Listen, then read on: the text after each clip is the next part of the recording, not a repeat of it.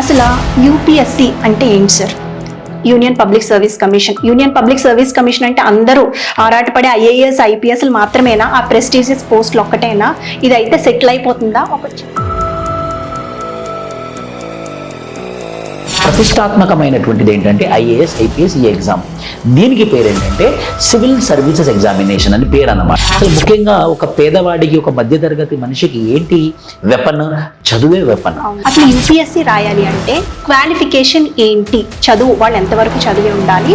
రెండవది మరి ముఖ్యంగా age, minimum age, maximum age లాంటివి చాలా క్లియర్గా మాకు చెప్పండి సార్.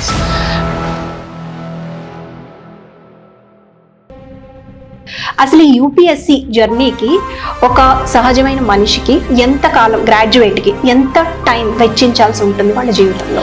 నేను 3 సార్లు యూపీఎస్సీ ఇంటర్వ్యూకి వెళ్ళాను మేడం. సార్ మినిమం అటెంప్ట్స్ ఉన్నప్పుడు ఒక 3 times యూపీఎస్సీ ఇంటర్వ్యూకి వెళ్ళినప్పుడు అందరూ నన్ను అంటారు కదా, ఎందుకు ఇంటర్వ్యూ దాకా వెళ్ళండి, ప్రిలిమ్స్ క్లియర్ చేసి మెయిన్స్ క్లియర్ చేసి మీరు ఇంటర్వ్యూ దాకా వెళ్ళారు కదా, మరి మీకు ఎందుకు ర్యాంక్ రాలేదు ఇంటర్వ్యూ దాకా వెళ్ళినప్పటికీ కూడా అని చెప్పేసి కొందరు ప్రశ్నిస్తాను. నేను ఎకనామికల్లీ చాలా పేదరికం నుంచి వచ్చాను. సో ఆ పేదరికం నుంచి వచ్చేసరికి నాకు ఫీజు కట్టడానికి కానివ్వండి, లేకపోతే నాకు హైదరాబాద్లో ఉండడానికి కానివ్వండి,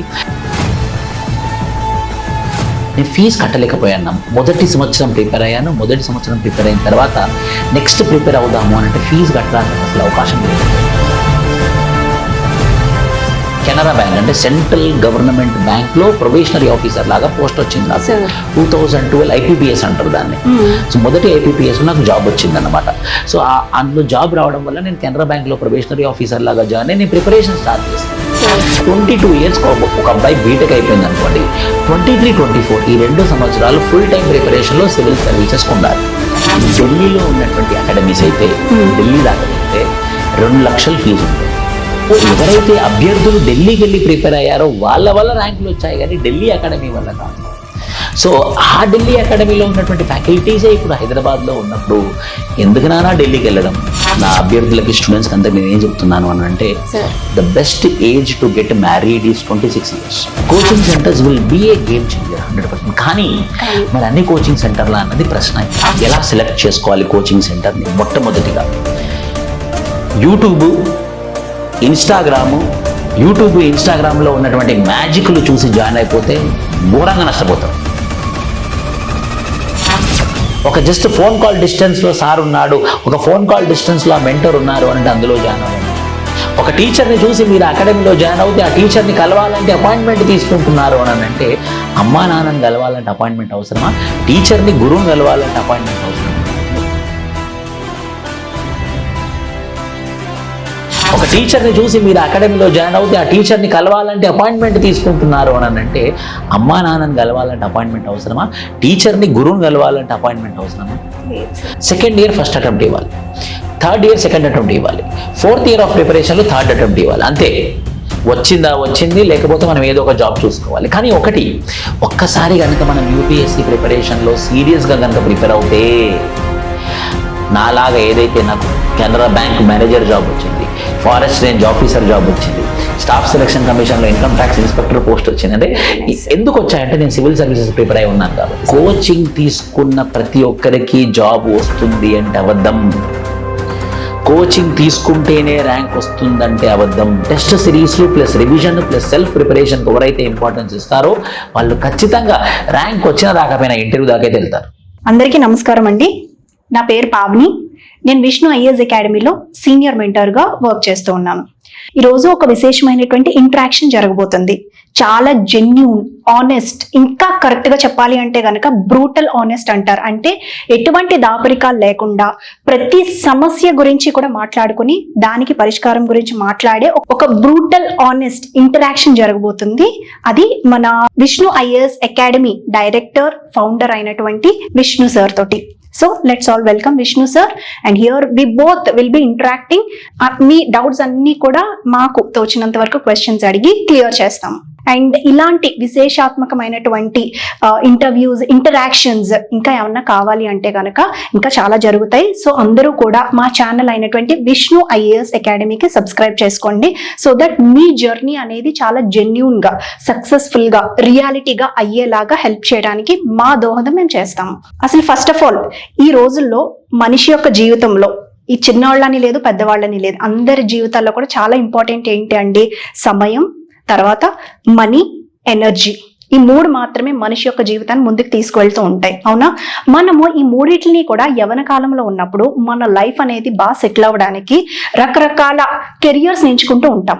ఇండియాలో ఎస్పెషల్లీ గవర్నమెంట్ జాబ్స్ కెరియరే ది బెస్ట్ అని ఇప్పటికీ కూడా వెళ్తూనే ఉంది, ఇక ముందు కూడా వెళ్తూనే ఉంటుంది. అండ్ ఆ గవర్నమెంట్ జాబ్స్ లో కూడా ఎస్పెషల్లీ సెంట్రల్ గవర్నమెంట్ లో యూనియన్ పబ్లిక్ సర్వీస్ కమిషన్ అనే బోర్డు నిర్వహించేటువంటి ఎగ్జామినేషన్ లో క్వాలిఫై అయ్యి అందరూ కూడా ఐఏఎస్లు, ఐపీఎస్లు, ఐఆర్ఎస్లు అవ్వాలని చెప్పి కలలు కంటూ ఉంటారు వాళ్ళ జీవితంలో కదా. ఇది గ్రామీణ స్థాయి నుంచి అసలు హయ్యర్ స్థాయిలో ఉన్నటువంటి ప్రతి ఒక్కళ్ళు, ప్రతి విద్యార్థి కూడా కనే కళ ఇది. సో ఈ యూపీఎస్సి గురించి ఈ రోజు అసలు ఏంటిది, యూపీఎస్సీ ఎగ్జామినేషన్ ఏంటి, అంత కష్టమా, అంత సులువా, మరి ముఖ్యంగా గ్రామీణ ప్రాంతాల నుంచి వచ్చిన వాళ్ళు, అలాగే డబ్బు విషయంలో వెనకబడి ఉన్న వాళ్ళు, పేదరికంలో ఉన్న వాళ్ళకి, వాళ్ళు అలాంటి వాళ్ళు కూడా యూపీఎస్సీ క్రాక్ చేయొచ్చా, ఇంత కష్టమా, ఈజీయా లాంటి విషయాలు, అలాగే మానసికంగా ఏ టైంలో మొదలు పెట్టాలి, ఏ టైంలో ఆపేయాలి యూపీఎస్సీ ఎగ్జామినేషన్ ప్రిపరేషన్ అనేది, ఇది గనక మనం క్రాక్ చేస్తే మన కెరియర్ సెటిల్ అయిపోయినట్టేనా, ఎవరిదైనా కావచ్చు లాంటి మొదలగు ఇంట్రెస్టింగ్, అంటే ఈ మొత్తం ఈ ఇంటరాక్షన్ అంతట్లో కూడా మేము ఫినాన్షియల్గా, సైకలాజికల్గా, కోచింగ్ ఇన్స్టిట్యూషన్స్ యొక్క రోల్ ఏంటి, దాని పరంగా అసలు మీరు డబ్బులు ఎంత పెట్టాలి అనేటువంటి అంశాలు, ప్రతి అంశాన్ని అంటే ప్రతి కోణంలో కూడా యూపీఎస్సీ రిలేటెడ్ డౌట్స్ అన్నీ కూడా క్లియర్ చేసి నిజాయితీగా మీ ముందు పెట్టే సెషనే ఇదండి. సో మనం లేట్ చేయకుండా స్టార్ట్ చేసేద్దాం.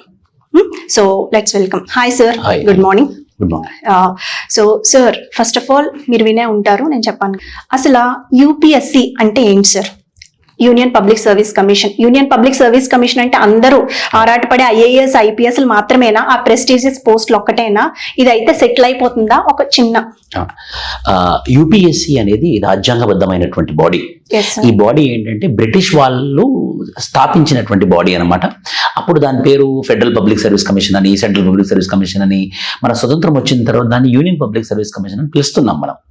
ఈ బాడీ ఏం చేస్తుందంటే హైయెస్ట్ లెవెల్ ఆఫ్ బ్యూరోక్రసీ, అంటే ఎవరైతే highest level of decision making, highest level of government employment లో ఉంటారో వాళ్ళని రిక్రూట్ చేసేటటువంటి ఒక ఏజెన్సీ, రిక్రూటింగ్ ఏజెన్సీ అంటారు అనమాట.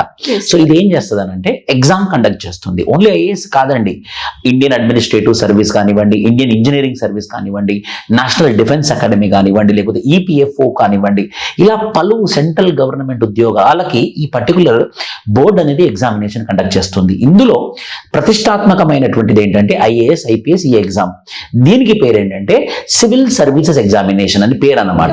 సో ఈ ఎగ్జామ్ ప్రతి సంవత్సరము ఒక ఖచ్చితంగా 1000 పోస్టులతో, మినిమం 1000 పోస్టులతో నోటిఫికేషన్ ఇస్తుంది అన్నమాట.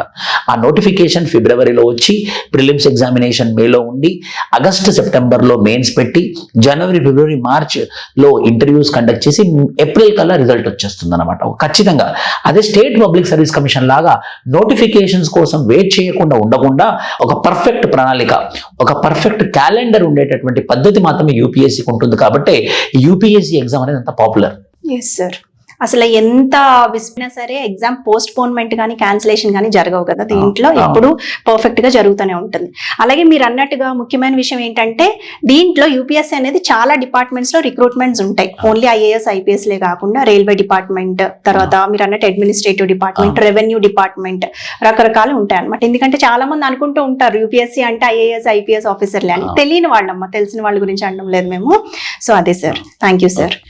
ఇప్పుడు నెక్స్ట్ సార్, ఈ యూపీఎస్సీ ఎగ్జామినేషన్ క్రాక్ చేస్తే లైఫ్ ఇంకా సెటిల్ అయిపోయినట్టేనా వాళ్ళది కెరియర్? ఎస్పెషల్లీ ఎవరంటే నేను హయ్యర్ స్టేట్ వాళ్ళ గురించి మాట్లాడలేదు, ఎకనామికల్ గా లోవర్ నుంచి వచ్చిన వాళ్ళు ఉంటారు చూసారు సార్, వాళ్ళ గురించి అడుగుతున్నాను. అమ్మాయిలు, అబ్బాయిలు ఇద్దరు కూడా. ఖచ్చితంగా ఒక్కసారి కనుక మనం యూపీఎస్సీ స్థాయిలో ప్రిపరేషన్ కనుక స్టార్ట్ చేస్తే మనకు తెలిసింది గవర్నమెంట్ ఉద్యోగం ఏంటి, గ్యారంటీ ఉద్యోగం.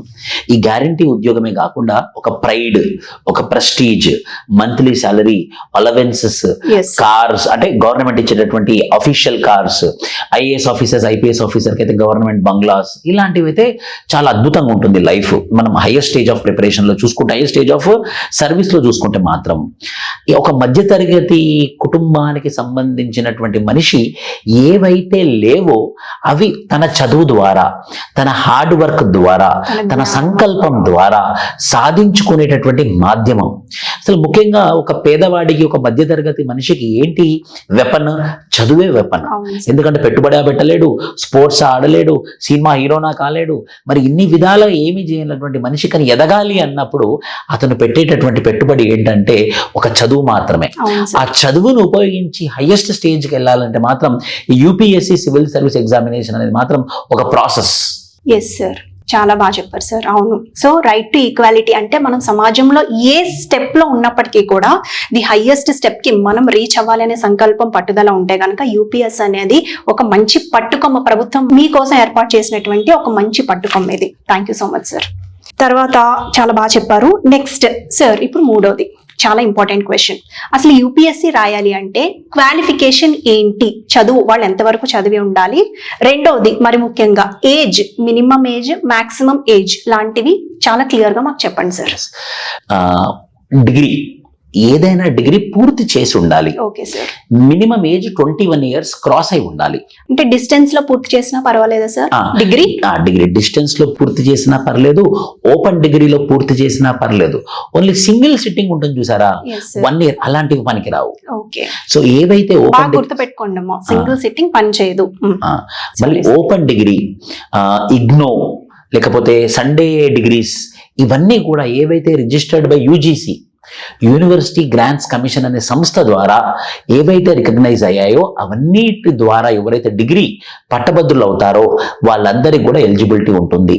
ఇంకొకటి, డిగ్రీ అయిపోని అవసరం లేదు, ఫైనల్ ఇయర్ లో ఉన్నటువంటి విద్యార్థులు కూడా అప్లై చేసుకోవచ్చు. వాళ్ళు మినిమం 21 years ఉండాలి. మళ్ళీ 32 years అనుకుంటారు కొందరు. 32 years కాదండి, అది 31 years అయిపోయేంత వరకు. ఒక్కసారి కనుక 32 years లో పడ్డారు అని అంటే మీకు క్వాలిఫికేషన్ ఉండదు. అంటే August 1st cut off date union public service commission ఏమని పెట్టిందంటే August 1st పెట్టిందన్నమాట. August 1st cut off date కల్లా మీకు 31 నిండకపోయి ఉంటే మాత్రం మీరు ఎగ్జామ్ రాయడానికి వీలవుతుంది. సో ఒకటి డిగ్రీ అయిపోయి ఉండాలి, ఫైనల్ డిగ్రీ వాళ్ళు ఉండాలి, ఫైనల్ డిగ్రీ చేస్తున్నటువంటి వాళ్ళైనా కావచ్చు, 21 years మినిమం ఏజ్ అయినా ఉండొచ్చు, మాక్సిమం 31 year కంప్లీట్ అయిపోయి August 1st కన్నా ముందు 32 రాని వాళ్ళు ఎవరైనా కూడా ఈ పర్టికులర్ ఎగ్జామ్ రాసుకోవచ్చు. చాలా బాగా గుర్తుపెట్టుకోండి విషయం ఏజ్, ఎందుకంటే యూపీఎస్సీ ఎప్పుడు కూడా మాక్సిమం ఏజ్ 32 ఫర్ ఓసీ వాళ్ళకి అని చెప్పి, ఎస్సీ ఎస్టీ వాళ్ళకి 37 ఇస్తుంది. అంటే 37 మేము వెంటర్ అయినా రాయొచ్చేమో అని అనుకుంటారు, కానీ August 1వ తారీఖు డెడ్ లైన్ ఉందని మాత్రం మర్చిపోకండి అందరూ. Thank you sir. ఎందుకంటే సార్ మా ఫ్రెండ్స్ కొంతమంది ఇలాగే లాస్ట్ అటెంప్ట్ నాకు ఇంకా 32 కూడా ఉంది కదా అని అనుకుని మర్చిపోయి ఆగిపోయిన వాళ్ళు కూడా ఉన్నారు. అందుకే మేము ఇది అడిగాము. And thank you so much, మన ఇన్స్టిట్యూట్ నుంచి ఇది చెప్పాం, క్లారిటీ వచ్చిందని అనుకుంటున్నాం మేమందరం. సార్ తర్వాత నెంబర్ ఆఫ్ అటెంప్ట్స్ ఎన్ని అంటే ఎన్నైనా రాసేసుకోవచ్చా, లేదంటే ఇన్ని ఉంటాయా? రిజర్వేషన్ కేటగిరీ ఏమన్నా ఉంటుందా దీంట్లో? ఖచ్చితంగా మేడం. సార్ జనరల్ కేటగిరీ అంటే అప్పర్ క్యాస్ట్ అనుకుంటాం మనం మన భారతదేశంలో. సో ఈ జనరల్ కేటగిరీకి సంబంధించినటువంటి వాళ్ళందరూ 6 attempts ఉంటాయన్నమాట. అంటే 21 నుంచి 32కు వచ్చే లోపు 6 సార్లు ఈ ఎగ్జామ్ రాయగలరు. 6 సార్లు కనుక రాసి వాళ్ళు క్లియర్ చేయకపోతే ఇంకా వాళ్ళకి ఫ్యూచర్లో రాయడానికి వీలు ఉండదు. వాళ్ళకి వయసు ఉన్నప్పటికి కూడా. అదే స్టేట్ పబ్లిక్ సర్వీస్ కమిషన్ లో వాళ్ళకి వయసు ఉంటే చాలు, నంబర్ ఆఫ్ అటెంప్ట్స్ అనే కండిషన్ ఉండదు. ఇది ఒకటి. రెండోది వచ్చేసి ఓబీసీ నాన్ క్రీమీ లేయర్ వాళ్ళకి 9 attempts ఉంటాయి. నాన్ క్రీమీ లేయర్ అంటే ఎవరంటే వాళ్ళ యొక్క పేరెంట్స్ ఇన్కమ్ 8 lakhs దాటకుండా ఎవరైతే ఉంటారో వాళ్ళందరికీ నాన్ క్రీమీ లేయర్, సంవత్సరానికి 8 lakhs కదా సార్? సంవత్సరానికి 8 lakhs. వీళ్ళందరూ నాన్ క్రీమీ లేయర్ కింద వస్తారు. వీళ్ళకి 6+3 9 attempts వరకు ఎలిజిబిలిటీ ఉంటుంది. ఎస్సీ ఎస్టీ వీళ్ళకి 37 years వరకు, అంటే ఏజ్ రిలాక్సేషన్ కూడా ఉంటుంది. మళ్ళీ ఓబీసీకి 32+3 6+3 9 attempts. ఎస్సీ ఎస్టీ వాళ్ళకి 37 వరకు రాసుకోవచ్చు. ఈ నంబర్ ఆఫ్ అటెంప్ట్స్ ఉండవు, ఎన్నైనా ఇచ్చుకోవచ్చు, కానీ మాక్సిమం ఏజ్ ఎంత 37 వరకు, ఇలా అన్నమాట. Thank you sir. తర్వాత ఇంకొకటి సార్, ఫిజికల్లీ హ్యాండిక్యాప్డ్ వాళ్ళకి, తర్వాత డిఫెన్స్ సెక్టర్ వాళ్ళు కూడా కొన్ని ఆప్షన్స్ ఉంటూ ఉంటాయి కదా, దాని గురించి కూడా కొంచెం కరెక్ట్ detail గా మేడం. చెప్పరా? డిఫెన్స్ సెక్టర్ వాళ్ళైనా సరే యాజ్ వెల్ యాజ్ పీడబ్ల్యూడి వాళ్ళైనా సరే అందరికి మాక్సిమం ఏజ్ 37 పెట్టారనమాట. Okay, so sir. 37 వరకు నంబర్ ఆఫ్ అటెంప్ట్స్ ఇచ్చుకోవచ్చు, ఎన్నైనా కూడా ఇచ్చుకోవచ్చు, లిమిట్ లేదు. బట్ మాక్సిమం లిమిట్ మాత్రం 37 సంవత్సరాలు. 37. Thank you sir. అంటే దీన్ని బట్టి సర్వీస్ లోకి వాళ్ళకి కరెక్ట్ గా 37 వచ్చేసరికి 8 వచ్చేసరికి ఎంటర్ అయిపోయేలా ఉండాలన్నమాట సర్వీస్ Correct. ఇంటర్వ్యూ కల్లా. Thank you sir, thank you so much. Next final గా ఇంట్రొడక్షన్ అంతా అయ్యింది కాబట్టి, మినిమం డౌట్స్ అన్ని క్లారిఫై అయినాయి కాబట్టి, ఇప్పుడు నెక్స్ట్ చాలా ఇంపార్టెంట్ పాయింట్. అసలు ఈ యూపీఎస్సి జర్నీకి ఒక సహజమైన మనిషికి ఎంత కాలం, గ్రాడ్యుయేట్ కి ఎంత టైం వెచ్చించాల్సి ఉంటుంది వాళ్ళ జీవితంలో? నేను ఖచ్చితంగా చెప్తానండి. ఇది ఎలా Sir, చెప్తాను అని చాలా అంటే, ఇంపార్టెంట్. అందరు ఇక్కడే కన్ఫ్యూజ్ అవుతూ ఉంటారు సార్. కొంతమంది 3 ఏళ్ళు అంటారు, 4 ఏళ్ళు అంటారు. అసలు మినిమం వాళ్ళు మొత్తం ఆ కాన్సెప్ట్ అంతా అర్థం చేసుకుని ఓకే మాకు కాన్ఫిడెంట్ ఉంది అని అనడానికి ఎంత కాలం పడుతుంది? నా ఎగ్జాంపుల్ తీసుకొని చెప్తాను నేను. చెప్పండి సార్ ప్లీజ్. నేను 3 సార్లు యూపీఎస్సీ ఇంటర్వ్యూకి వెళ్ళాను మేడం. సార్ మినిమం అటెంప్ట్స్ ఉన్నప్పుడు ఒక 3 times యూపీఎస్సీ ఇంటర్వ్యూకి వెళ్ళినప్పుడు అందరు నన్ను అంటారు కదా, ఎందుకు ఇంటర్వ్యూ దాకా వెళ్ళి, అంటే ప్రిలిమ్స్ క్లియర్ చేసి మెయిన్స్ క్లియర్ చేసి మీరు ఇంటర్వ్యూ దాకా వెళ్ళారు కదా, మరి మీకు ఎందుకు ర్యాంక్ రాలేదు ఇంటర్వ్యూ దాకా వెళ్ళినప్పటికి కూడా అని చెప్పేసి కొందరు నన్ను ప్రశ్నిస్తారు. అవును సార్. నేను వాళ్ళకి ఏమని జవాబు చెప్తాను అని అంటే, నేను ఒక పెద్ద పొరపాటు చేశాను. ఏంటి ఆ పొరపాటు అని అంటే, నేను ఎకనామికల్లీ చాలా పేదరికం నుంచి వచ్చాను. So Sir. ఆ పేదరికం నుంచి వచ్చేసరికి నాకు ఫీజు కట్టడానికి కానివ్వండి, లేకపోతే నాకు హైదరాబాద్ లో ఉండడానికి కానివ్వండి, ఎందుకంటే కోచింగ్ సెంటర్స్ హైదరాబాద్ లో, ఢిల్లీలో ఈ 2 చోట్లోనే ఉన్నాయి ఫేమస్వి. సో ఉంటే హైదరాబాద్ లో ఉండాలి, లేకపోతే ఢిల్లీలో ఉండాలి. మీరు చదివే టైంలో? నేను చదివే టైంలో. సో ఈ హైదరాబాద్, ఢిల్లీలోనే ఉండాలి కాబట్టి హైదరాబాద్ లో ఉండాలంటే ఖర్చులు ఎక్కువ, రూమ్ తీసుకోవాలి, హాస్టల్లో ఉండాలి, మన ఖర్చు మనం మీద పడేటటువంటి ఖర్చు ఉంటుంది, డైలీ వారి ఖర్చు ఉంటుంది, ఫీజు కట్టాలి. సో నేను మొదటి అటెంప్ట్ నేను ప్రిపరేషన్ స్టార్ట్ చేశాను. నా ప్రిపరేషన్ లో కూడా నేను ఓన్ గా ప్రిపేర్ అయ్యాను మేడం. ఓన్లీ ఆప్షనల్ కి మాత్రం నేను కోచింగ్ తీసుకున్నాను, ఆప్షనల్ కి మాత్రం కోచింగ్ తీసుకున్నాను. Sir. సో అప్పుడు నేను నోటీస్, నాకు వచ్చినటువంటి ఇబ్బంది ఏంటంటే, నేను ఫీజు కట్టలేకపోయాను. మొదటి సంవత్సరం ప్రిపేర్ అయ్యాను. మొదటి సంవత్సరం ప్రిపేర్ అయిన తర్వాత నెక్స్ట్ ప్రిపేర్ అవుదాము అని అంటే ఫీజు కట్టడానికి నాకు అసలు అవకాశం లేకుండే. సో అప్పుడు నేను ఏం చేశానంటే, నా దగ్గర డబ్బులు లేకపోవడం వల్ల నా ప్రిపరేషన్ ఆపేసి, నాకు అప్పుడు కెనరా బ్యాంక్ అంటే సెంట్రల్ గవర్నమెంట్ బ్యాంక్ లో ప్రొబేషనరీ ఆఫీసర్ లాగా పోస్ట్ వచ్చింది నాకు. సార్ 2012 ఐపీపీఎస్ అంటారు దాన్ని. సో మొదటి ఐపీపీఎస్ లో నాకు జాబ్ వచ్చింది అనమాట. సో అందులో జాబ్ రావడం వల్ల నేను కెనరా బ్యాంక్ లో ప్రొబేషనరీ ఆఫీసర్ లాగా జాయిన్ అయ్యి నేను ప్రిపరేషన్ స్టార్ట్ చేశాను. సార్ ఎందుకు, నా ఫైనాన్షియల్ ఆర్థికంగా నేను బలంగా లేను కాబట్టి. సో ఈ ఆర్థికంగా బలంగా లేకపోవడం వల్ల నేను చదువుతూ ప్రిపేర్ అయ్యాను కాబట్టి ఇంటర్వ్యూ దాకా వెళ్ళగలిగాను, కానీ నాకు ర్యాంక్ రావడంలో నాకు ఇబ్బంది అయింది. సో నేను దీని ద్వారా నేను నేర్చుకుంది ఏంటంటే, ఒక అభ్యర్థి మినిమం టు మినిమం 2 సంవత్సరాలు ఫుల్ టైం ప్రిపరేషన్ లో ఉండాలి. అంటే ఉద్యోగం ఏమీ చేయకుండా?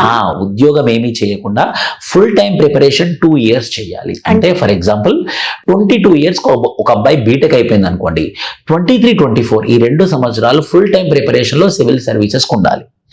2 years అయిపోయిన తర్వాత మళ్ళీ ఫుల్ టైం ప్రిపరేషన్ చేయకూడదు. ఏదో ఒక జాబ్ చేస్తున్నో లేకపోతే ర్యాంక్ అన్నా కొట్టేసేయాలి.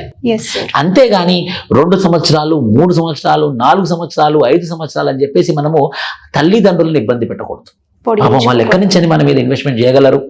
సో కానీ మాక్సిమం 2 years మీ పేరెంట్స్ని అడగండి, అమ్మా నేను ఖచ్చితంగా చదువుతాను, నాకు కొంచెం అవకాశం ఇవ్వండి, నేనేంటో నిరూపించుకుంటాను, నేను ఖచ్చితంగా నేను చాలా సీరియస్గా ఉన్నాను, మన కుటుంబంలో నుంచి ఎవరు ఐఏఎస్ ఐపీఎస్ లేరు, నేను అయి చూపిస్తాను అని చెప్పేసి పేరెంట్స్ దగ్గర నుంచి ఎవరైతే కాన్ఫిడెన్స్ తీసుకొని వస్తారో, అప్పుడు కూడా 2 సంవత్సరాలు మాత్రమే ఫుల్ టైం ప్రిపేర్ అవ్వాలి. 2 సంవత్సరాల తర్వాత కొన్నిసార్లు రాకపోవచ్చు, అది లక్. అప్పుడు ఏం చేయాలి అని అంటే, ఏదో ఒక పార్ట్ టైం జాబ్, లేకపోతే ఏదో ఒక అలాగే బ్యాంక్ లో జాయిన్ అవ్వడము. నేనంటే 1 year అయిపోయినాకనే జాయిన్ అయ్యాను.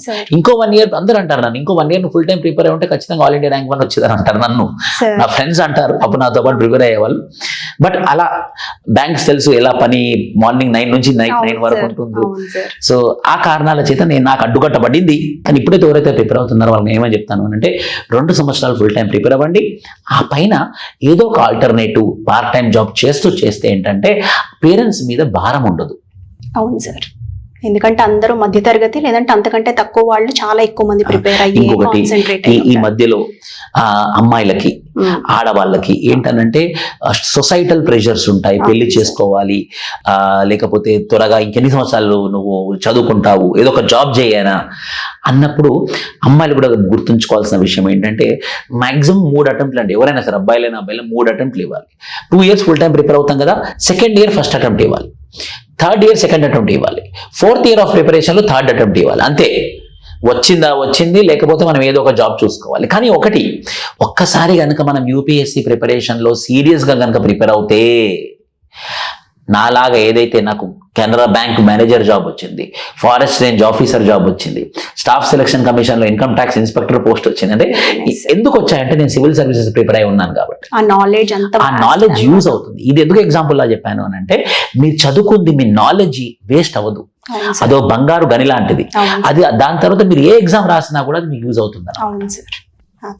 అందులోకి ప్రిపరేషన్ టైంలో వచ్చే క్రమశిక్షణ కానీ అది ఆ కన్సిస్టెన్సీ కానీ ఇంకా దేంట్లోనూ రావని చెప్పొచ్చు సార్, అవుట్ ఆఫ్ ఎక్స్పీరియన్స్ చెప్తున్నాం కదా.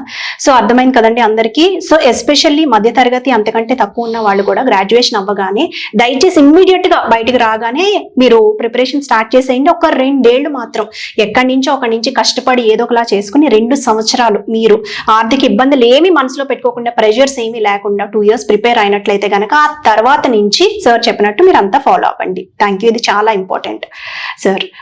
తర్వాత నెక్స్ట్ ఇప్పుడు సార్, ఈ 2 ఏళ్ళు అన్నారు ప్రిపరేషన్ బానే ఉంది, ఉద్యోగం ఏమీ చేయకుండా, మరి కోచింగ్ ఎప్పుడు తీసుకోమంటారు సార్? మాకు చాలా మంది అంటారు కోచింగ్ అంటే పొద్దున్న సాయంత్రం క్లాసెస్ అయిపోతాయండి, మేము ఎప్పుడు చదవాలి, 2 ఏళ్ళు టైం ఎలాగ పెట్టుకోవాలి అని. ప్లీజ్. ఇప్పుడు నేను 2 సంవత్సరాల ప్రిపరేషన్ అన్నాను కదా మీకు. అవును సార్. సో మొదటి సంవత్సరం ప్రిపరేషన్ లోనే మనం కోచింగ్ తీసుకోవాలి. అది కూడా ఒక 9 months ఆఫ్ కోచింగ్ ఉంటుంది మొదటి సంవత్సరంలో. అది కూడా 9 నెలలే, గుర్తుపెట్టుకోండి అందరూ. 9 నెలల కాలంలో కోచింగ్ తీసుకోవాలి. ఇంకోటి నేను ఖచ్చితంగా చెప్పగలను, మీరు బ్రూటల్ హానెస్ట్ అనే పదం వాడారు స్టార్టింగ్ లో, అందుకోసం ఓపెన్ గా చెప్తున్నాను, కోచింగ్ తీసుకున్న ప్రతి ఒక్కరికి జాబ్ వస్తుంది అంటే అబద్ధం. కోచింగ్ తీసుకుంటేనే ర్యాంక్ వస్తుందంటే అబద్ధం. కానీ దాని లాభాలు ఏంటో చెప్తాను తర్వాత నేను. సో 2 సంవత్సరాల ఫుల్ టైం ప్రిపరేషన్ లో మొదటి 9 నెలలు కోచింగ్ తీసుకోవాలి. 9 నెలలు టైం అవుతుందండి, పెద్ద ప్రాసెస్ ఇది. జనరల్ స్టడీస్ ఆప్షనల్, మీరే ఉన్నారు కాబట్టి ఆ జనరల్ స్టడీస్ ఆప్షనల్స్ ఇవన్నీ ఉంటాయి కాబట్టి 9 months ఆఫ్ టైం అయితే తీసుకుంటాం. 9 months అయిపోయిన తర్వాత మనం ఏదైతే ప్రిపేర్ అయ్యామో దానికి తగ్గట్టు ఒక షార్ట్ నోట్స్ చేసుకోవాలి. షార్ట్ నోట్స్ చేసుకొని నెక్స్ట్ 15 నెలలు అంటే 24 నెలలు 9 నెలలు కోచింగ్ తీసుకున్నావు, ఇంకో 15 నెలలు ఉంది. ఈ 15 నెలల్లో సెల్ఫ్ ప్రిపరేషన్ అవుతూ టెస్ట్ సిరీస్లు రాయాలి. Okay sir. అలా రాస్తే ఏమవుతుందనంటే మనం ఎంత ప్రిపేర్ అయ్యామో, మనకి ఎంత నాలెడ్జ్ వచ్చిందో ఆ టెస్టులలో నిరూపణ అవుతుంది అనమాట. సో మార్కులు తక్కువ వచ్చాయంటే నా preparation up to the mark లేదు, సో మళ్ళీ ప్రిపేర్ అవ్వాలి. అలా 2 సంవత్సరాలు మొదటి 9 నెలలు కోచింగ్, తర్వాయి 15 నెలలు టెస్ట్ సిరీస్లు plus revision plus self preparation ఎవరైతే ఇంపార్టెన్స్ ఇస్తారో వాళ్ళు ఖచ్చితంగా ర్యాంక్ వచ్చినా రాకపోయినా ఇంటర్వ్యూ దాకైతే వెళ్తారు. అదే ఎనర్జీతోని కనుక 3వ సంవత్సరం కూడా ప్రిపేర్ అవుతే వాళ్ళకి ర్యాంక్ వస్తుంది. చాలా మంచి మాట చెప్పారు సార్. అయితే ఇప్పుడు మరి అందరూ చదివే వాళ్ళకి కోచింగ్ ఇన్స్టిట్యూషన్స్ ఎఫోర్డబుల్ అంటే వాళ్ళు దానికి కావాల్సినటువంటి డబ్బులు సమకూర్చుకోగలరా? అంత ఎక్కువ ఎక్స్పెన్సివా కోచింగ్? ఖచ్చితంగానండి, ఇది చాలా మంచి ప్రశ్న, అవసరమైనటువంటి ప్రశ్న. అందరూ ఇప్పుడు ఎందుకంటే వాళ్ళ గ్రాడ్యుయేషన్ లోనే పేరెంట్స్ చాలా ఫీజు కట్టుంటారు. మళ్ళీ గ్రాడ్యుయేషన్ ఎందుకు కడతారు? పాపం జాబ్ వస్తుందన్న నమ్మకంతో గ్రాడ్యుయేషన్ లోనే ఫీజు కట్టుంటారు. మళ్ళీ కోచింగ్ మళ్ళీ డబ్బులు తేరా అని అంటే ఎక్కడ తెస్తారు వాళ్ళు? అమ్మ నా కోచింగ్ డబ్బులు కావాలి, ఇస్తారా ఇవ్వరా అంటే పాపం వాళ్ళు అప్పులు తెచ్చి, ఎన్నో సందర్భాలు చూసాను నేను. అప్పులు తెచ్చి కట్టినటువంటి సందర్భం, భూములు అమ్మినటువంటి సందర్భాలు, పల్లెటూరులో నుంచి వచ్చినటువంటి సందర్భం, ఇంకా అసలు వ్యవసాయ భూమి లేనటువంటి నేపథ్యం నుంచి వచ్చినటువంటి వాళ్ళు కూడా చాలా స్టూడెంట్స్. అంతా ఎందుకు సార్ ఇంత కష్టపడే తల్లిదండ్రులు? పిల్లల మీద నమ్మకం, తర్వాత వాళ్ళ జీవితాలు బాగుండాలి అనే వాళ్ళ ఆశతోటి వాళ్ళ జీవితాన్ని పణంగా పెట్టి తెచ్చి జాయిన్ చేసే సందర్భాలు మేము చూసాం ఇన్స్టిట్యూట్ లో. వాటి కోసం ఫీజెస్ నేను చెప్తాను మీకు. చెప్పండి. ఢిల్లీలో ఉన్నటువంటి అకాడమీస్ అయితే ఢిల్లీ దాకా వెళ్తే 2 లక్షలు ఫీజు ఉంటుంది. 2 లక్షలు కనీసం, 2 లక్షలు కనీసం మినిమం. అది ఫీజు, మళ్ళీ వాళ్ళు ఉండడానికి వేరు. అక్కడ ఉండడానికి మినిమం 20,000 అవుతుంది ఢిల్లీలో. మినిమం 20,000 నెలకా సార్? మీరు నెలకి 20,000 అవుతుంది. అంటే నేను 2 సంవత్సరాలు చెప్పాను కదా మీకు. అంటే 24 నెలలకి 20,000 అంటే ఎంత అవుతుంది? 4,80,000 అంటే 5 లక్షలు. 2 లక్షలు ఫీజు తక్కువ. 7 లక్షలు 2 సంవత్సరాల పెట్టుబడి ఢిల్లీలో అయితే. హైదరాబాద్ లో కూడా ఉన్నాయండి, బడా అకాడమీస్ ఉన్నాయి, వాళ్ళు కూడా 2 లక్షలు ఛార్జ్ చేస్తున్నారు. కానీ కొన్ని అకాడమీస్ ఉన్నాయి, ఫర్ ఎగ్జాంపుల్ మనదే తీసుకుంటే మనం మాక్సిమం 1 lakh తీసుకుంటాం. అంటే ఎందుకు అంటే హై క్వాలిటీ ఫ్యాకల్టీస్ తో చెప్పడం వల్ల. అప్పుడు ఇంకో ప్రశ్న ఎదురవుతుంది, మరి ఢిల్లీలో అంతగానం తీసుకున్నప్పుడు ఇక్కడ ఎందుకంటే అవును మాకు సార్. ప్రాఫిట్ మోటివ్ లేదు, అంటే మనది పక్కన పెట్టేసి మా అకాడమీని పక్కన పెట్టేస్తే మాకు ప్రాఫిట్ మోటివ్ లేదు. ఎవరి దగ్గర అయితే ప్రాఫిట్ మోటివ్ ఉండదో, పిల్లల ద్వారా ర్యాంకులు తెప్పించుకొని వాళ్ళు ఎదగాలనే మోటివ్ ఉంటుందో అవును సార్. అలాంటి అకాడమీలో జాయిన్ అవ్వడం ఉత్తమం. అదొకటి నేను చెప్పదలుచుకున్నాను. రెండోది, మొదటి సంవత్సరం మాత్రమే మీరు ఫీజు కోచింగ్ తీసుకోవాలి. సో 9 months కోచింగ్ తీసుకోవాలి. అవును సార్. అది ఎందుకంటే మనకు నాలెడ్జ్ ఉండదు. మనము బీటెక్ బ్యాక్గ్రౌండ్ నుంచో, లేకపోతే బయోటెక్నాలజీ బ్యాక్గ్రౌండ్ నుంచో, బీఎస్సీ బ్యాక్గ్రౌండ్ నుంచో, రకరకాల బ్యాక్గ్రౌండ్ నుంచి వస్తాము. ఇక్కడికి వచ్చేసరికి సోషల్ సైన్సెస్ ఉంటాయి, అవును sir. Polity, economy, history, Geography, science and technology ఇలాంటివి ఉంటాయి. అవన్నిటికీ విద్యార్థులు కొత్త, అవును సార్. వాళ్ళకి తెలియదు కదా. అవును సో సార్. ఖచ్చితంగా వాళ్ళ కోచింగ్ కానీ క్లాసెస్ కానీ అవసరమే. అవును సార్. అయితే వాళ్ళు కోచింగ్ ఓన్లీ 9 months మాత్రమే కోచింగ్ తీసుకున్న తర్వాత టెస్ట్ సిరీస్ వాటికి మళ్ళీ ఫీజులు కట్టకుండా ఉండాలి. అంటే ఎలాంటి కోచింగ్ సెంటర్లో జాయిన్ అవ్వాలి అని అంటే, ఒక 2 సంవత్సరాల వ్యాలిడిటీ ఇచ్చి మొదటి 9 నెలల్లో క్లాసెస్ కంప్లీట్ చేసి తర్వాత prelims test series, mains test series ఇవన్నీ ఫ్రీగా ఇచ్చేటటువంటి అకాడమీలో జాయిన్ అవుతే ఏంటంటే మీకు బెనిఫిట్ అవుతుంది. పదే పదే మీరు ఇన్వెస్ట్మెంట్ పెట్టకుండా జాగ్రత్త పడే అవకాశం ఉంటుంది. మళ్ళీ ఇంకోటి, నన్నే ఎగ్జాంపుల్ తీసుకోండి. నేను ఢిల్లీలో శుభ్రారంజన్ ఐఏఎస్, మల్లుకా ఐఏఎస్ ఇలా పెద్ద పెద్ద అకాడమీలో నేనే ఫ్యాకల్టీలా ఉండేవాడిని. సార్. ఇప్పుడు అక్కడ నన్నే అడ్వర్టైజ్మెంట్ చేసుకుని వాళ్ళు ఫీజులు వసూలు చేసేవాళ్ళు. ఇప్పుడు నాలాంటి వాళ్ళు హైదరాబాద్లోనే ఉన్నారు, అవును ఫేమస్ సార్. ఫ్యాకల్టీస్. వాళ్ళే హైదరాబాద్లో ఉన్నప్పుడు మీరు ఢిల్లీ దాకా పోవాల్సిన అవసరమే. ఇంకొకటి, ఢిల్లీలో ర్యాంక్ వచ్చిందని అని అంటారు. ఢిల్లీ అకాడమీ వల్ల ర్యాంక్ రాదండి. ఒకప్పుడు ఏమైందంటే 1974లో మెయిన్స్ సెంటర్ ఓన్లీ ఢిల్లీలో ఉండే. సో అందరూ మెయిన్స్ ఎగ్జామ్ రాయడానికి ఢిల్లీ వెళ్ళేవాళ్ళు అనమాట. సార్. సో ఎలాగో మెయిన్స్ సెంటర్ ఢిల్లీలో ఉంది కదా, ఢిల్లీలోనే ప్రిపేర్ అవుదాం. ఎలాగో ఢిల్లీలోనే ప్రిపేర్ అవుతున్నాను కదా, ఏదో కోచింగ్ సెంటర్ ఉంది కదా అని అక్కడే జాయిన్ అయ్యారు. అలా ర్యాంక్స్ వచ్చాయి. సో ఎవరైతే అభ్యర్థులు ఢిల్లీకి వెళ్ళి ప్రిపేర్ అయ్యారో వాళ్ళ వల్ల ర్యాంకులు వచ్చాయి, కానీ ఢిల్లీ అకాడమీ వల్ల కాదు. సో ఆ ఢిల్లీ అకాడమీలో ఉన్నటువంటి ఫ్యాకల్టీసే ఇప్పుడు హైదరాబాద్లో ఉన్నప్పుడు ఎందుకు నానా ఢిల్లీకి వెళ్ళడం? అంత ఖర్చులు పెట్టుకొని మళ్ళీ. చాలా బాగా చెప్పారు sir, thank you so much sir. మరి ఇంకొకటి సైకలాజికల్ క్వశ్చన్, అభ్యర్థులు ప్రిపేర్ అయ్యే టైంలో చాలా మంది మీరు ఒంటరిగా ఉండే ప్రిపేర్ అవ్వండి, ఎవరితో టచ్ లో ఉండొద్దు, ఫ్రెండ్స్ తోటి కానీ ఫ్యామిలీ మెంబర్స్ తో కానీ అని ఒకటి ఉంటుంది కదా సార్, ఒక అపోహ, నిజమో అవ్వచ్చు. అది ఎంతవరకు కరెక్ట్ సార్? ఏ వాతావరణంలో చదవాలి యూపీఎస్సీకి? మంచి ప్రశ్న madam. Man by nature is a social animal. Absolutely. So man cannot leave alone. Yes sir.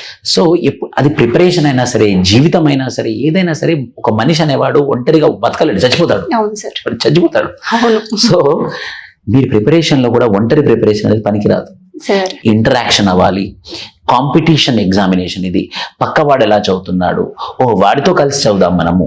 నువ్వు ఇది చదువుకోరా, నేను ఇది చదువుకుంటాను. నువ్వు ఈ టాపిక్ చెప్పు, నేను ఈ టాపిక్ చెప్తాను. ఇది నాకు అర్థం అవ్వట్లేదు, నువ్వు నాకు ఎక్స్ప్లెయిన్ చేస్తావా, నేను నీకు ఇది ఎక్స్ప్లెయిన్ చేస్తాను. అలా ఒక ప్రాపర్ సింబయోటిక్ రిలేషన్షిప్ లో చదువుకుంటే మాత్రం అద్భుతమైనటువంటి రిజల్ట్స్ తొందరగా మనం సాధించవచ్చు. Okay sir. కానీ అలాంటి టీం దొరకడం కష్టం. ఓకే, అది చాలా అది చాలా కష్టం. సీరియస్నెస్ ఉండే వాళ్ళతోటి మాత్రమే ఉండాల్సి ఉంటుంది. అలాంటి టీం దొరకడం చాలా కష్టం అవుతుంది. కాబట్టి అది మీ అదృష్టం. మీ కోచింగ్ సెంటర్ లో ఎక్కడైతే మీరు ప్రిపేర్ అవుతున్నారో అక్కడ 2-3 అలాంటి వాళ్ళు మీకు దొరికారు అని అంటే మీకు ఈజీ అవుతుంది. అది సెలెక్ట్ చేసుకోవాల్సిన బాధ్యత కూడా వాళ్ళదే. అనుభవంతో కొంచెం అలవాటు అవుతుంది, మీకు అర్థం అవుతుంది. లైక్ మైండెడ్ ఉండాలి. Yes. వాడు మనతో పాటు ఎదగాలనేటటువంటి మనస్తత్వంతో ఉండాలి. వీడు చదివాడా, అమ్మో వీడు చదివితే నాకు ఇబ్బంది అవుతుంది అని చెప్పకుండా ఉంటారు కొందరు. అలాంటి వాళ్ళకి దూరం పెట్టాలి మనం. సో అలా సింబయోటిక్ రిలేషన్షిప్ లో చదివితే మాత్రం వెరీ ఈజీ మేడం ఈ ఎగ్జామ్ క్రాక్ చేయడం. కానీ ఒంటరిగా మాత్రం ఖచ్చితంగా మనం క్రాక్ చేయలేం. ఎందుకు, అసలు మనం ఏం చదువుతున్నాము, ఎలా చదువుతున్నాము అని మనకే అర్థం కాని పరిస్థితి అయిపోతాం ఒక టైంకి. ఇది ఖచ్చితంగా మెజర్ చేయాలి. ఈ మెజర్మెంట్ జరగాలి అంటే మాత్రం ఖచ్చితంగా ఒక టీం ప్రిపరేషన్ అయితే అవసరం ఉంటే గనక వాళ్ళు సక్సీడ్ అయ్యే అవకాశాలు ఎక్కువగా ఉంటాయి అన్నమాట. హెల్దీ వాతావరణం వస్తుంది మెయిన్. చాలా thank you sir, thank you so much sir. ఇప్పుడు అలా అయితే ఒక వ్యక్తి, సగటు వ్యక్తి ఈ ప్రిపరేషన్ స్టార్ట్ ఎలా చేయాలో మనం డిస్కస్ చేసుకున్నాం. అసలు ఎప్పుడు ఆపేయాలి, అసలు ఆపొచ్చా? ఎందుకంటే లాస్ట్ అటెంప్ట్ వరకు ఇవ్వాలి అనే కోరిక ఒకసారి దీంట్లో సీరియస్ గా దిగిన వాళ్ళకి పోదు ఇంకా అది. సో అలాంటప్పుడు వాళ్ళు లాస్ట్ అటెంప్ట్ ఎప్పుడు ఆపేయాలి? ఒకవేళ మధ్యలో మనం మాట్లాడుకున్నట్లయితే అమ్మాయికి అవ్వనివ్వండి, అబ్బాయికి అవ్వండి, ఒక ఏజ్ దాటిన తర్వాత పెళ్లి చేసుకోవాలి, లైఫ్ లో ఇంకా సెటిల్ అయిపోవాలి అనే ప్రెషర్ వచ్చేస్తుంది. ఫస్ట్ ఫ్యామిలీ నుంచి వస్తుంది, రెండోది మానసికంగా వాళ్ళలో వాళ్ళకి కూడా డెవలప్ అయిపోతుంది ఒక ఏజ్ వచ్చేసరికి. సో ఎప్పుడు ఆపేయాలి? ఒక ఎల్డర్ బ్రదర్ లాగా నా అభ్యర్థులకి, స్టూడెంట్స్ కి అంతా నేను ఏం చెప్తున్నాను అని అంటే, the best age to get married is 26 years. So మీ ప్రిపరేషన్లో కానివ్వండి, మీ జాబ్లో కానివ్వండి, ఎక్కడైనా సరే మీరు ఎంతవరకు ప్రయత్నం చేస్తారు అని అంటే 26 సంవత్సరాలు వచ్చేంత వరకు ప్రయత్నం చేయాలి. అంటే మొదటి 2 సంవత్సరాలు ఫుల్ టైం ప్రిపేర్ అవుతారు కదా, సో 2వ సంవత్సరం మీరు అటెంప్ట్ ఇస్తారు కదా, so 3rd attempt 4th attempt అంటే 3 అటెంప్ట్లు మాత్రమే ఇవ్వాలి. అబ్బాయిలైనా సరే అమ్మాయిలైనా సరే ఒక 3 అటెంప్ట్లు మాత్రమే ఇవ్వాలి. ఆ 3 అటెంప్ట్లు best of the best attempt ఇవ్వాలి. అది వచ్చిందా వచ్చింది, రాలేదా ప్లాన్ బి. అవును సార్. అబ్బాయిలు కూడా మ్యారేజ్ అవసరమే. అబ్బాయిలైనా 25 సంవత్సరాల కల్లా మ్యారేజ్ అయిపోవాలి, 3 అటెంప్ట్లు ఇవ్వాలి, వేరే దాంట్లో మనం జాయిన్ అయిపోవాలి, ఏదో ఒక జాబ్ తెచ్చుకోవాలి, పేరెంట్స్ ని చక్కగా చూసుకోవాలి. చాలా బాగా చెప్పారు సార్. సార్ కొంతమంది యాక్చువల్ గా అనుకుంటూ ఉంటారు 30s లో కూడా చేసిన వాళ్ళు ఉన్నారు కదా, సక్సెస్ అయిన వాళ్ళు ఉన్నారు కదా అని చెప్పేసి అంటూ ఉంటారు. డౌట్ మీకు వస్తుంది కాబట్టి నేను అంటున్నాను, 30s లో ఎంతమంది ఉన్నారో చూసుకోండి ఒక్కసారి. 30 years లో మనకి 100 మందిలో ఒకళ్ళో ఇద్దరు ఉంటారు అంతేనండి. అది ఆడవాళ్ళైనా అవ్వచ్చు, మగపిల్లలైనా కావచ్చు. ఇంకొకటి ఆ 30s లో ఉన్నప్పుడు మనకి 20s లో పనిచేసినంత చురుగ్గా 30s లోకి వచ్చేసరికి స్టడీస్ ఒక్కటే ఉండు, ప్రెషర్స్ కూడా చాలా ఎక్కువ అవుతాయి, రెస్పాన్సిబిలిటీస్. సో అందుకని ఎవరు కూడా దయచేసి పోస్ట్ పోన్ మాత్రం చేసుకోకండి, 30s తర్వాత చేద్దామని అనుకోకండి. సార్ చెప్పినట్టు ఆ జెన్యూన్ సజెషన్స్ ఫాలో అయినట్లయితే కనుక మీ లైఫ్ త్వరగా సెట్ అయిపోద్ది. ప్రెషర్స్ ఆ తర్వాత లైఫ్ అంతా కూడా హ్యాపీగా వెళ్ళిపోతుంది మీది. Thank you sir. సార్ మరి ఒక ఇంపార్టెంట్ క్వశ్చన్ నాకు ఇప్పుడు వచ్చింది. ఇందాక మీరు చెప్పారు కోచింగ్ ఇన్స్టిట్యూషన్స్, ఫినాన్షియల్ సిచ్యువేషన్స్ అవి మాట్లాడుకున్నాం కదా ఎంత టైం అని.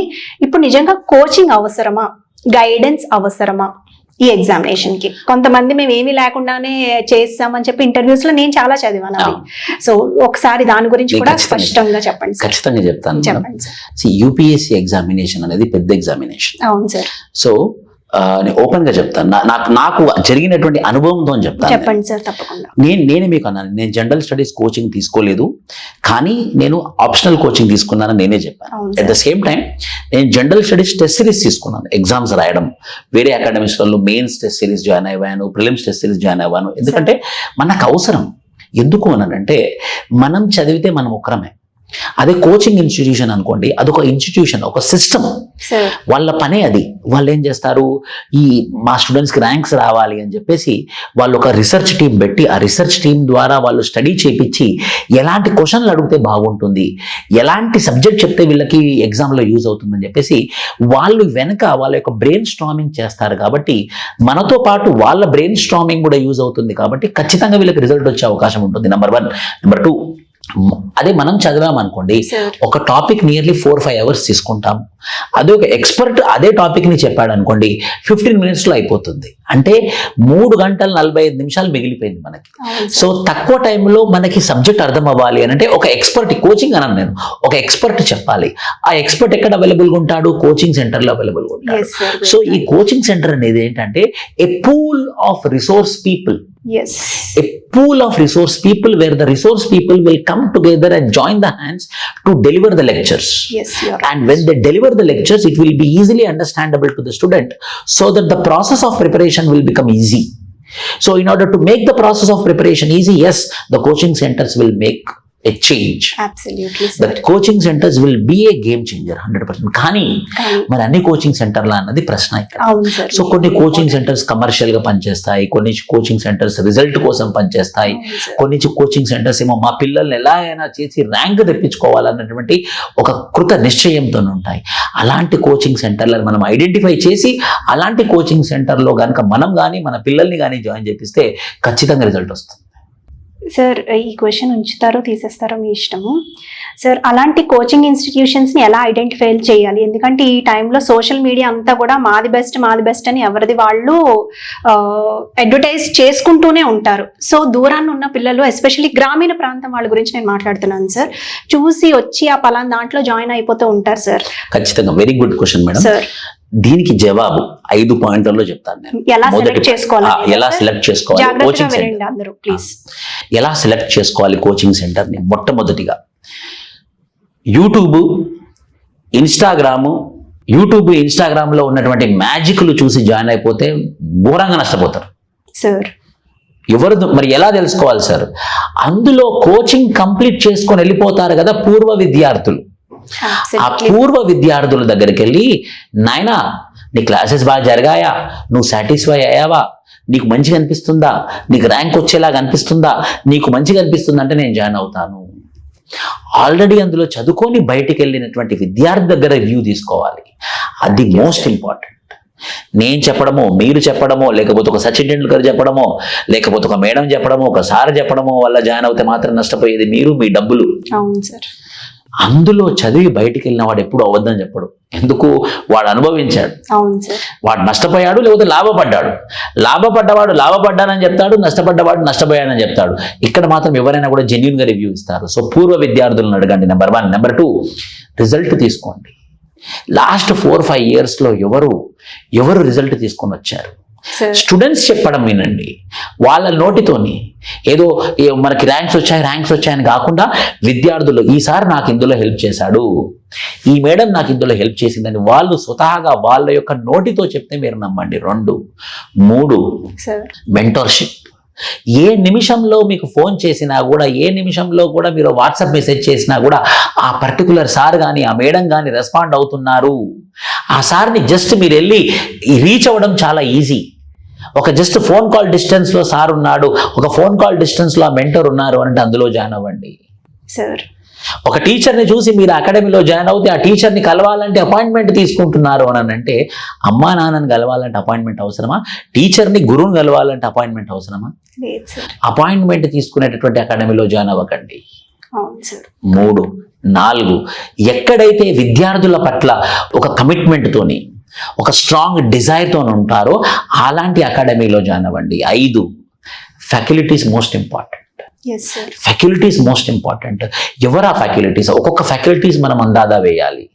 పాలిటీ ఎవరు, ఎకానమీ ఎవరు, హిస్టరీ ఎవరు, జియోగ్రఫీ ఎవరు, సైన్స్ అండ్ టెక్నాలజీ ఎవరు, ఎథిక్స్ ఎవరు, ఆంథ్రపాలజీ ఆప్షన్లు ఎవరు, సోషాలజీ ఆప్షన్లు ఎవరు, పిఎస్ఐఆర్ ఆప్షన్లు ఎవరు, వాళ్ళ యొక్క ఒక ట్రెండ్ ఏంటి, వాళ్ళ యొక్క ట్రాక్ రికార్డ్ ఏంటి, ఈ 5 పాయింట్లు ఎవరైతే చూసి చేస్తారో వాళ్ళు ఆ అకాడమీలో జాయిన్ అవుతే మాత్రం మీకు ప్రతి రూపాయికి మీకు లెక్క వస్తుంది.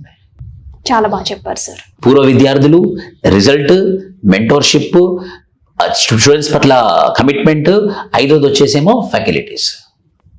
Thank you so much sir. Sir, ఈ 5 ఎవరికి వాళ్ళే రీసెర్చ్ చేసుకోవాల్సిన బాధ్యత మీది.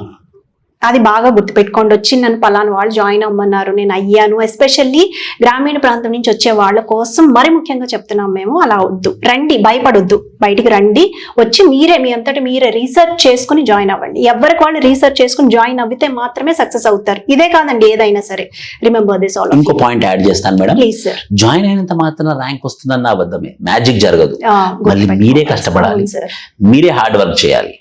గైడెన్స్ మాత్రం, క్లాసెస్ మాత్రం ఆ పర్టికులర్ కోచింగ్ సెంటర్ ప్రొవైడ్ చేస్తుంది. పిహెచ్డి చేసే స్టూడెంట్స్ కి బాగా అర్థమవుతుంది రీసెర్చ్ స్కాలర్స్ కి సార్. ఇది వాళ్ళ గడ్డి వాళ్ళే తెచ్చుకుని జువాలజీ అలాంటి ఏమన్నా చేస్తే బాటనీ వాళ్ళే చేసుకోవాలంతే.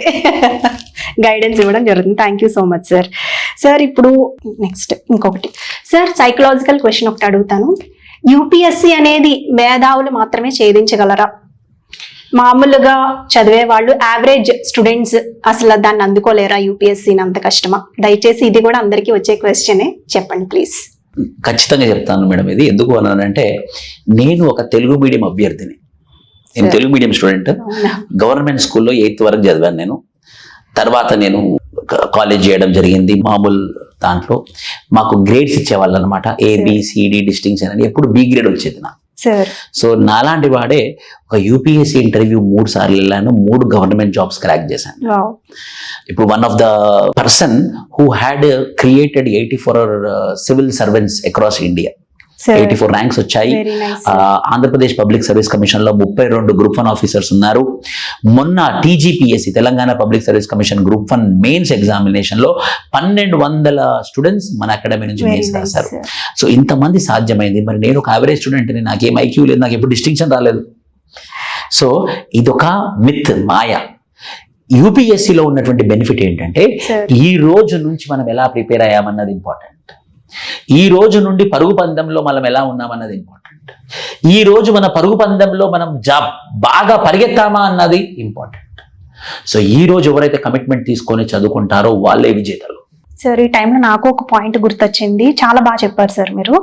సో ఇక్కడ ఒక మనిషి యొక్క ఇంటెలిజెంట్ కోషెంట్ అంటే తెలివితేటల కంటే ఎక్కువ కూడా వాళ్ళ పట్టుదల, క్రమశిక్షణ, అలాగే కన్సిస్టెన్సీ, అంటే ఎడబాటు ఒక్క రోజు కూడా బ్రేక్ లేకుండా, ఒక్క రోజు అంటే మరీ మీరు అసలు ఏది కాదని కాదు, ఒక బ్రేక్స్ తక్కువ తీసుకుని చేసినట్లయితే గనక తప్పకుండా విజయం వస్తుంది ఇంటెలిజెన్స్ అనేది. అంతే కదా సార్? అంటే ఎవరైనా సరే దీన్ని క్రాక్ చేయొచ్చు, అంత గట్టి, it's not and hard nut to crack అంటారు చూసారు, అలాంటిది అయితే కాదనమాట. Thank you sir. On this note thank you so much sir. ఇప్పటి వరకు జరిగినటువంటి ఇంటరాక్షన్ అనేది మీ అందరికీ చాలా చాలా ఉపయోగపడేకరంగా ఉంటుంది అని మేమందరం నమ్ముతున్నాము. సో ఇంకా మీకు ఏమన్నా డౌట్స్ ఉన్నట్లయితే, ఏమైనా సజెషన్స్ ఉన్నట్లయితే కనుక కింద కామెంట్ సెక్షన్ లో మీరు మీ డౌట్స్, సజెషన్స్ అడగండి. అలాగే ఒక ఫామ్ కూడా మేము ప్రొవైడ్ చేయడం జరుగుతుంది, దాన్ని మీరు ఫిల్ చేసి మీకు ఏమైనా కావాల్సి వస్తే కూడా డౌట్స్ అడగండి, మమ్మల్ని మేము ఇస్తాం. సో ప్రతి ఒక్కళ్ళు కూడా చదవాలి, యూపీఎస్సీ క్రాక్ చేయాలి అనేటువంటి దృఢ సంకల్పంతో మేము ఇంటరాక్షన్ చేసాం సార్, నేను కూడా. So thank you so much sir. చాలా డౌట్స్ క్లారిఫై చేశారు, అసలు ఏంటిది, ఎలా ఉండాలి, ఎలా చదవాలి, ఏ రకంగాని. సో నెక్స్ట్ ఎపిసోడ్ లో మనం అసలు యూపీఎస్సీ సిలబస్ ఏంటి, ఎలా ఉంటుంది, దాంట్లో ఏం పేపర్స్ ఉంటాయి, ఆప్షనల్ సబ్జెక్ట్ గురించి, తర్వాత ఏ రకంగా మీరు ప్రిపేర్ చేసుకోవాలి, బుక్స్ గురించి, స్టాండర్డ్ బుక్స్ కొన్ని ఉంటాయి చాలా ఇంపార్టెంట్, ఆ బుక్స్ గురించి, అలాగే టెస్ట్ సిరీస్ కోసం next importance of previous year questions, అవి అన్ని మీరు ఎలా కేటగరైజ్ చేసుకోవాలి, ఏ రకమైన ఆప్షనల్ చూస్ చేసుకోవాలి, లాంటి యూపీఎస్సీ సబ్జెక్ట్ రిలేటెడ్ కంప్లీట్ గా ఇంకొక ఎపిసోడ్ తో మేము ముందుకు వస్తున్నాము. సో దయచేసి అందరూ మిస్ అవ్వకండి, ఆ ఎపిసోడ్ కూడా చూడండి. And for more videos like this please subscribe Vishnu IAS Academy. Thank you so much sir, and on this note I'm closing off. Thank you, bye.